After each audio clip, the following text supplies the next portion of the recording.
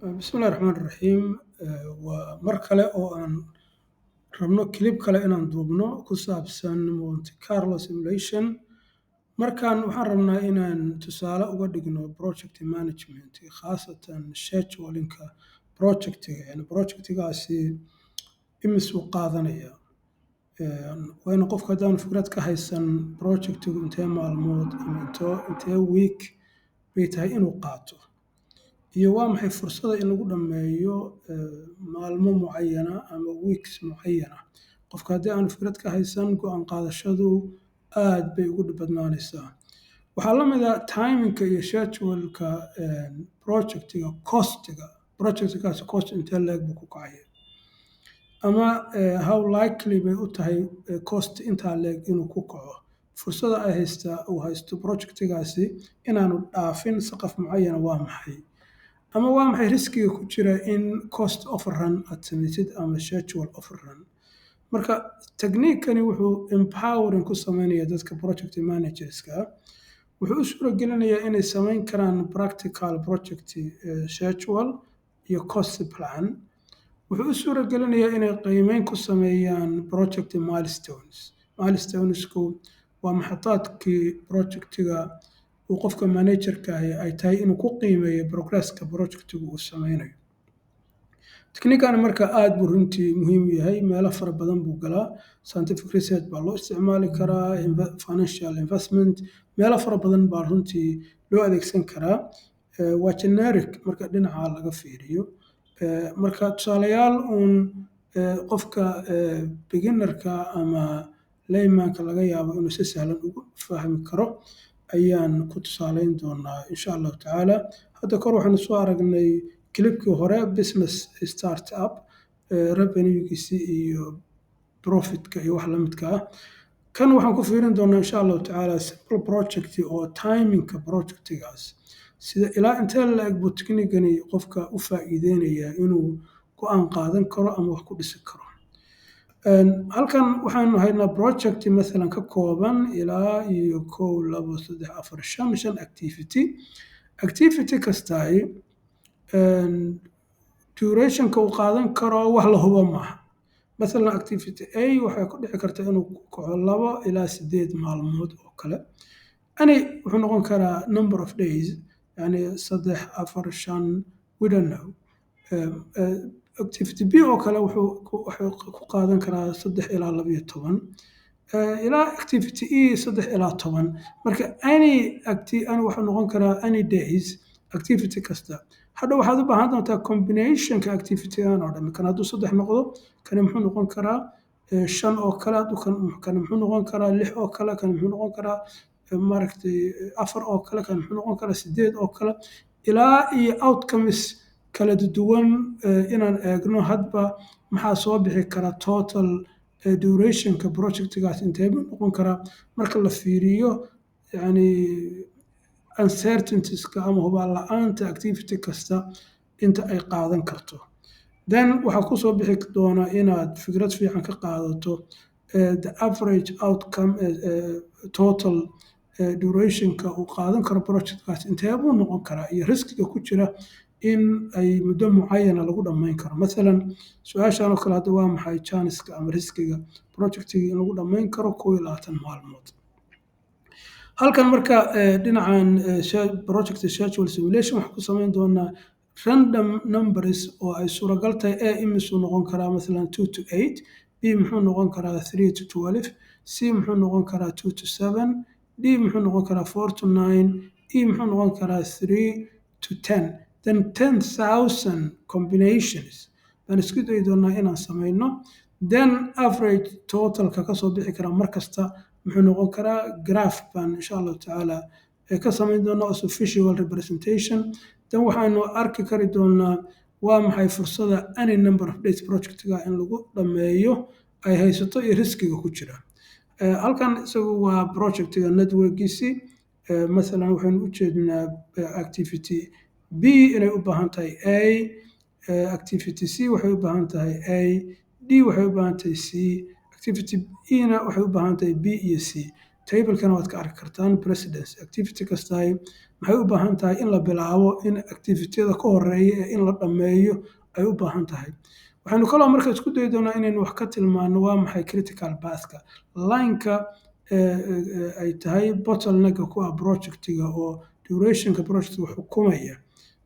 keebuu noqonaya ma ABE ba mise waa ACD waxaasoo dhan simulationka ayaa inoo samayn doona marka aan isku dayno inaan horta 10,000 simulations inaan samayno waxaan isku dayayaa marka inaan aan create garayno listi 10,000 ka kooban qaabka aan u create garayno listigaas 1 baan ka bilaabaynaa kadibna waxaan fill garayn doonaa Excel isaga ku sameynaya serieskana marka column-ka ii buuxi ilaa 10,000 10,000 oo maaragtay isku day outcome inuu mid kasta ii soo saaro then 10,000 ayuu ii soo saaraya halkan waxaan isku dayi doonaa marka halkan inaan create gareeyo random numbers u dhexeeya activity kasta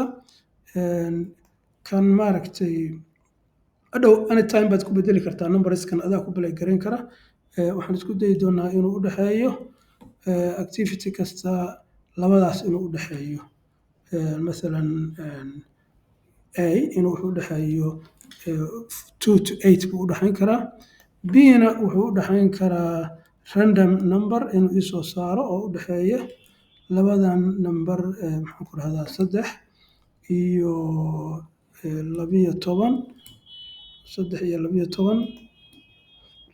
u dhexeeya okay C muxuu noqon karaa wuxuu noqon karaa random ahaan isagan haddaan soo qaato any number oo u dhexeeya 2 iyo 7 u dhexeeya aan kala gareeyo ayuu noqon karaa D na muxuu noqon karaa anytime aan rangareeyo random numbers baa isoo baxaya wada sheedaan way isbedelayaan valuesku sababtoo ah ujeedadaaba ah in hadba random numbers inaad heshid 4 iyo u dhexeeya 9 activity E isaguna muxuu u baahan yahay random between inuu u dhexeeyo 3 iyo 10 3 iyo 10 buu u dhexeeyaa isagana waa waxay hadda marka waxaan isku dayay inaan filgareeyo kuwa kan ilaa mid walba 10,000 times 10,000 times markaan filgareeyo waxaad arkaysaan outcomeska mid walba waa 10,000 times 10,000 times marka risk yani calculationka waxaad hubtaa marka in 10,000 times mid walba random numberska soo bixi kara iyo combinationkooda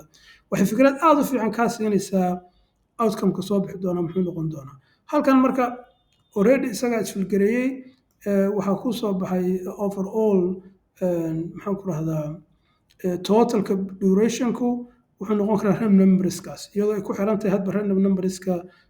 ABCDE soo baxaya then critical pathku wuxuu noqonayaa hadba mid ACDE ama ABE ayuu noqon karaa marka aad saa u fiiriso halkan waxaan ku calculate garaynay meanka muxuu noqon karaa durationka projectiga standard deviationka muxuu noqon karaa haddii skewness iyo kurtosis aad danaynaysid halkan critical pathka imisa haystaa fursad ah ACD inuu noqdo ABE inuu noqdo mar kale haddaan hadda isku dayo inaan rangarayno مثلا mar kale aan isku daynay inaan rangarayno allahumma salli ala Muhammad marka saad rangarayso waxaa ku soo baxaya imisa uu chance haystaa ABE critical path inuu noqdo ama ACDE inuu critical path noqdo iyadoo ku xiran tahay combinationska halkan marka graafkan su'aashii ahayd fursad intee leeg bay haysataa 11 beri in lagu dhameeyo probably 11 beri waa meelahan oo kale fursadda in projectiga uu ku dhamaado 12 beri waxay haysataa boqolkiiba 25 which means 12 beri haddii la go'aamiyo projectiga lagu dhameeyo riski ah waxaa jira boqolkiiba 75 inuu fashilmi doono projectigaas laakiin haddii la yidhaha masalan projectigaasi ha lagu dhameeyo boqolkiiba 27 waxaad arki kartaa in uu haysto fursada boqolkiiba 80 saa daraaddeed waad go'aamin kartaa boqolkiiba 21 adiga oo tiimka ku barashar garanaya laakiin waa inaad buffer ama contingency plankaaga waa inuu noqdaa 6 maalmood oo kale ama asbuuc kale in lagu dari karo saa daraaddeed fursada waxaad haysataa 27 maalmood inaad ku dhammayso boqolkiiba 80 marka waad go'aan qaadan kartaa marka qofku hadduu ku yiraahdo markuu saan u calculate gareeyo project managerka ah dadkii decision makerska ah anigu 21 bir kuma dhammayn karo laakiin waxaan ku dhammayn karaa 27 maalmood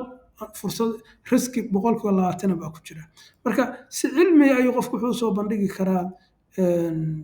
maxaa isbedelaya halka haddii numberska hadda aad bedeshid masalan numberskan baad bedeshay still as a template baad u adeegsan kartaa kan baan waxaan ka dhigay masalan isagana 7 still waxaa ku shaqeynaya critical pathkii laftigiisa waa laga yaabaa in isbedel ku dhaco qaabka projectiga fursada mid walba intuu haysto 21 maalmood weli intee buu haystaa fursada taqriiban 25 buu haystaa soo ma aragtid marka boqolkiiba 99% ACDE baa wuxuu noqday critical pathka there is a chance of 1% ABE inuu noqdo critical pathka sababtoo ah haddii lacala ay dhacdo in activity-gan B la qaban waayo hadda waxaan assume garaynaynaa in timekiisa lagu qabto haddii la qaban waayo the critical path ma noqon karaa ama la waayo ayaa wuxuu u baahnaa oo kuwan la dhammeeyo then uu projectiga oo dhan howlgareeyo activity B insha Allah tacaala intaas waxaan filayaa inay ku filan tahay hadda isku daymay inaan xisaabiyo maaragtay early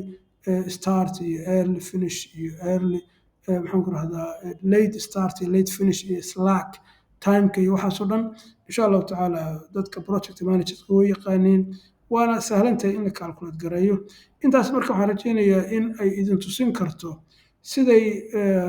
Monte Carlo simulation empowering aan sahlanayn ugu sameynayso dadka project managerska dadka decision makingka waxaadna ku isticmaali kartaa Excel sidaynu hadda ka horba tilmaanay uma baahna inaad packages aad soo gadatid qaali ah I hope marka in appetite-kiina uu adgaran karo labadan clip ahamiyadda ay leedahay Monte Carlo simulation in loo isticmaalo waxyaalo fara badan oo businesska decision making ku saabsan majaalo fara badan oo kala duwan waxaan rajaynayaa in laga faa'iidaystay qofka u baahan in more practical hands on loo sameeyo contactigaas ayuu kala soo xiriiri karaa waa mahadsantihiin